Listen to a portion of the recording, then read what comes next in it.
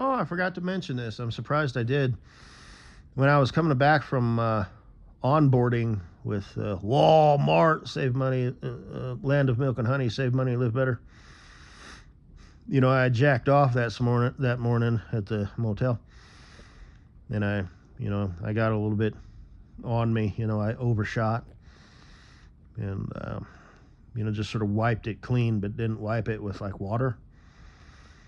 So first, when I went to the airport, I accidentally rocked, in the wrong gate. So of course everything was wow, wow, wow, and I was like, fuck. Call the fucking FBI, shit like that. I thought it was going to be a big deal, but it wasn't. They allowed me to turn around, walk back through the, what are those things called? Rectangle, and walk over to the other one and walk through it. So that was nice. It was a smaller airport. And then when I went through the second, what are those things called again? Rectangles. Again,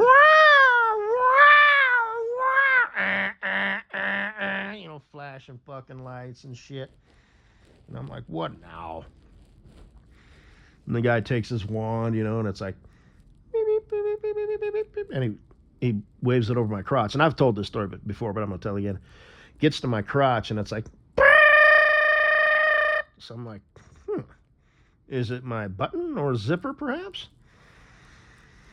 And then I realized, oh shit, I bet you it might be picking up that biological compound. That protein mixture of baby batter, penis puddings. So it's like, he puts on his rubber gloves and he's like, would you like a room saw? And I'm like, yeah, fuck it, just do your thing, man. And it proceeded to gently touch every inch of my body. Do you have an explosive in your crotch? You know it. Hearty, hearty, har. So that was kind of embarrassing. Well, not really, because I don't really get embarrassed. But, I was like, I wonder. This is not the first time this has happened. It only happens with dudes, not broads. Every now and then, no, it's not your zipper, sir. These things are trained to not pick up on, if it's a metal device, it has to be at least, so much metal that it, like, sends back a, I don't know, magnetic signature or some shit, right? So it's like, they're designed to not, pick up buttons and zippers. So we know what you did this morning, or whatever. But anyway, that's pretty funny, huh? Pretty funny.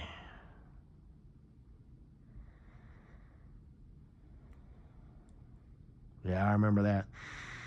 That one guy, he said, I can't tell you how you're tracking, but keep doing what you're doing because it's been a long time since we had somebody come through this program and do as well as you are across the board. That was a feather in my cap. I mean that humbly. I don't think he was blowing smoke up my ass. There's some people who didn't make it. Because it was more than just onboarding. They would test you every day. Pre and post trip. And then, maneuvers. They'd set up trailers and shit, and they'd purposely set them up, ridiculously close and shit. And, the driving part.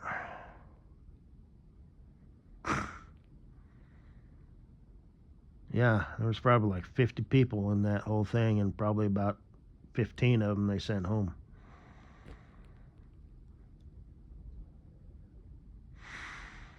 I was on the second floor of the motel, and this one guy who, failed out. He's all, you guys got room for a couple of losers in there? Because he was like with the group that, they sent him home. And one guy was like, oh, don't talk like that. He was like, fuck you, Chris. I can self-deprecate if I want to. Whoa, Jack. Oh, I don't want the shit. Because he probably lost it. He probably quit. I was still employed. I had to pull a fast one. I had to tell a little fib. I stayed out for an extra week, and then I was supposed to go out like on a Friday or Saturday, and I called my dispatcher, and I'm like, I need one more day. I got personal stuff going on. And then I called him and said, okay, well, I got a new job. I had to do it this way.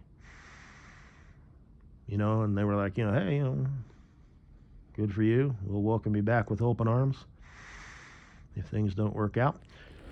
Things didn't work out. Thanks to me. And like I said, the safety guy, he keeps saying I can't guarantee anything, but it's promising.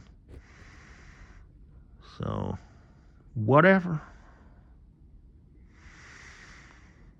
And then if I wasn't a troll, did that sort of shit, and this wasn't complete and utter fucking bullshit, when you became my wife and I relocated you to Colorado to start your new life as my wife, in my life, I'd have to quit again. And I'd just be honest. I'd be like, look, fate, destiny, the world works in mysterious ways. This is my wife, and I'd bust out your picture, and it's like, yeah, I'm willing to throw it all away for her.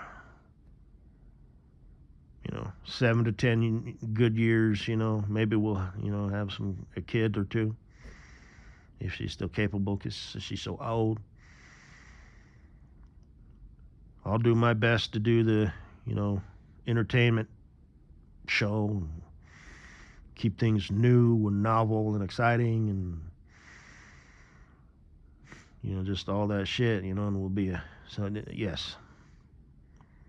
Better to have, loved and have your world destroyed and lose your house and half your finances and everything, all in the name of love, especially later in life, than to have never given it a shot.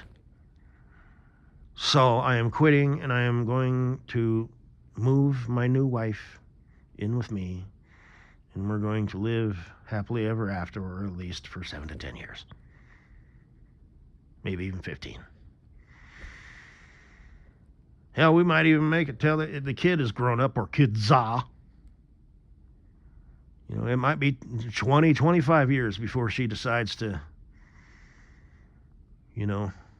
blast me through the heart with a shotgun and turn into a fucking monster. Because as you can see, she's as excruciatingly beautiful. So she'll probably eventually get tired of me. She'll stumble across some man boy who's got a thing for older MILFs. And there's her plickety-plack little ass. And there's my even older ass that she's seen day in and day out for the last, 20 fucking years, or 25 or whatever. And she's like, you know what? I deserve better. So that's what I'm doing. Whatever I got to do, where I'm home every evening with her. So.